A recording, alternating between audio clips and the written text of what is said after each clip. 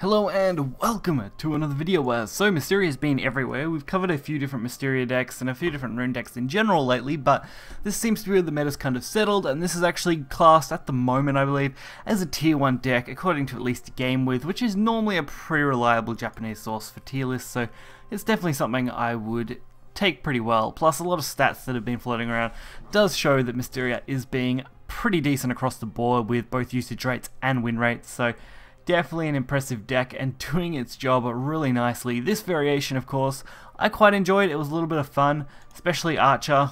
Didn't expect this to be quite as devastating as it is, but affecting everyone is absolutely nuts. So we're going to get right into it and check this deck out. So our first game is against a pretty simple one, Forest. It can be a tough matchup if they get a pretty ideal curve, but outside of that, it's really not too bad. And we start off pretty decently. Double Mysterian Knowledge and Magic Founder are going to be pretty good. Magic Founder I have found to be really nice in this deck. Even just getting one off in a game can make a huge difference to your overall spell damage output, which is extremely helpful. Mysterian, this takes me back. So much I overlooked.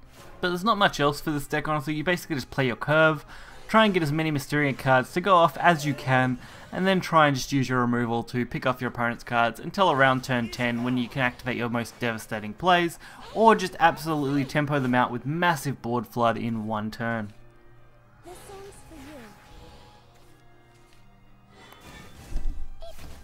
As you can see, it does pretty well against keeping a border, which is always decent.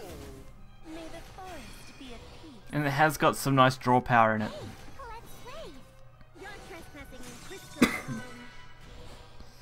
Tier Crystal Noble, not really a problem. We do want to remove as much of this as possible. Luckily the Staff of Whirlwind's draw is nice, although Magic Founder would have been nicer.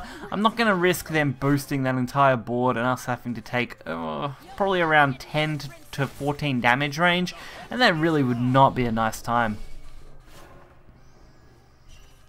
And now we actually get a decent chance to play Magic Founder, so definitely glad that I went with the clear last turn. Magic Founder should now pretty much set us up, and with double Omen we should be able to pretty much draw out some decent Mysteria cards next turn and lower the cost of Mysterian Prodigy. Peerless Shot, one of my most hated Forest cards. When I have to go up against that card, it just has so much advantage to it. I know it costs an Evo, but geez, to be able to basically deal effectively 6 to 9 damage guaranteed, it's very rare that they're lower than that, and to get a decent body with a clash draw effect is just nuts.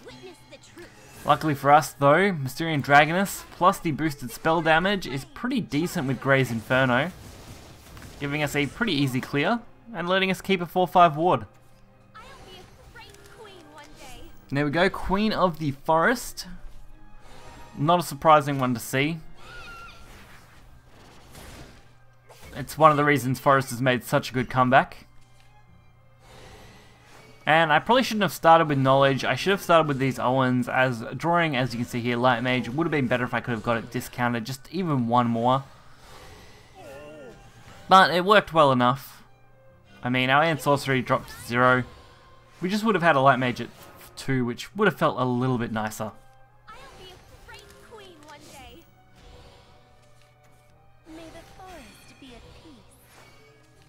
So we set up a nice board, which is not the easiest thing for Forest to actually counter.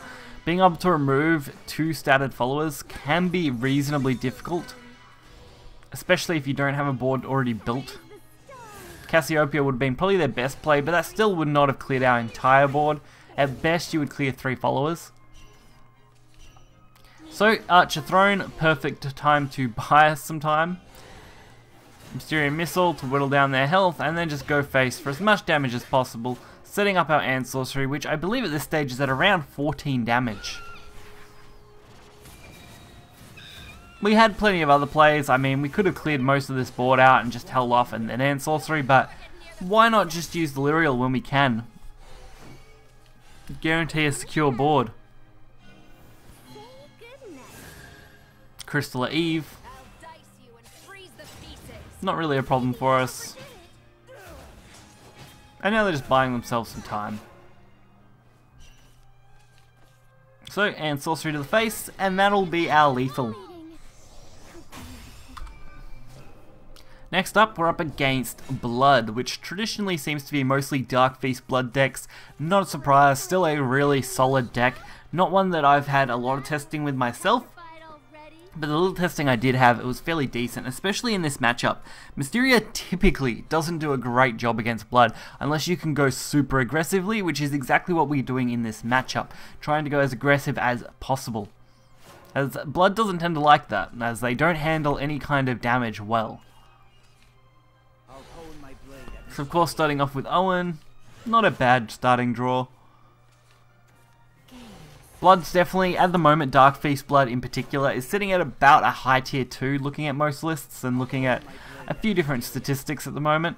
Mainly because it does well in this matchup, I think, which is what's keeping it afloat. Otherwise, I think if the Mysteria matchup wasn't a positive for them, they would definitely drop right down the list, as it just doesn't have the final damage it needs.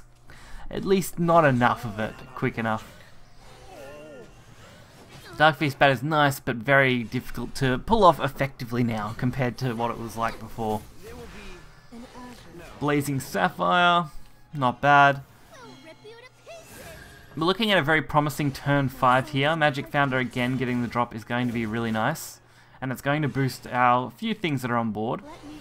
And also set up a pretty nice turn 6 at this rate.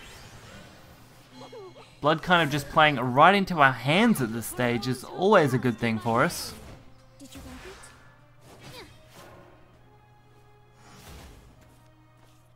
The Razor Claw, at least they're taking damage, that's a positive.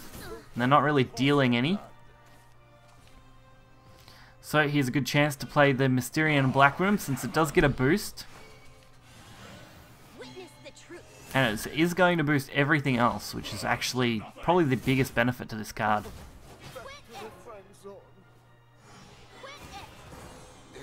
Servant of Lust, not a problem either. And they're dealing a lot of self-damage right now. Probably trying to get their Florus out there so they can go for the heal. Plus a decent trade. But they've actually put themselves very close to dying. Especially with these gift play.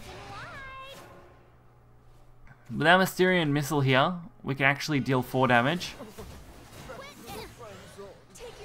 Now if I had a thought about that, we probably could have got much closer to lethal. Or maybe not. I suppose that was close enough.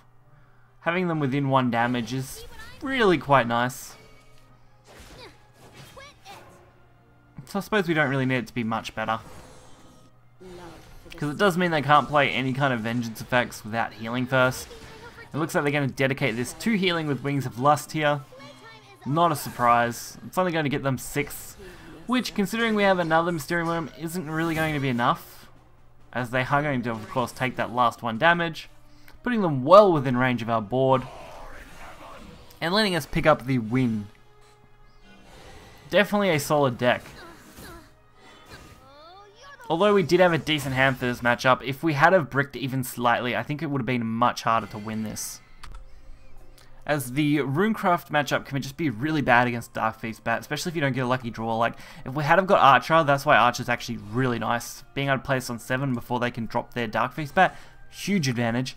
Otherwise, everything else is just more tempo-y based, so you just want to get things out on curve, constantly put pressure on your opponent, and deal as much damage as possible, and that's something that Founder does really nicely. Plus, it's a good use of my animated Founders. So this deck definitely does its job really nicely, really enjoy playing it, and would highly recommend it if you're looking for a pretty solid rotation deck at the moment. So until next time, deck list in the description below, see ya.